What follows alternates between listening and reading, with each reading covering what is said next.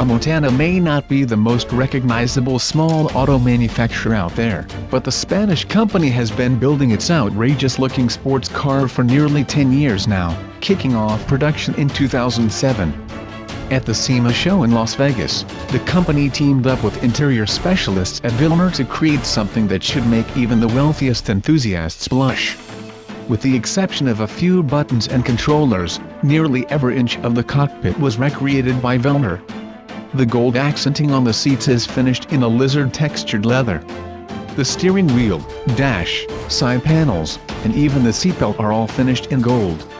The steering wheel and floor mats, meanwhile, are wrapped in a mixture of leather and Alcantara with gold accent stitching to match. The instrument cluster visor even comes finished in Alcantara with gold edging.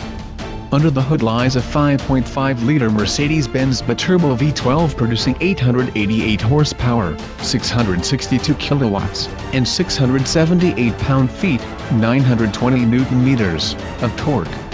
All that power is paired to a 7-speed sequential gearbox and is sent to the rear wheels exclusively.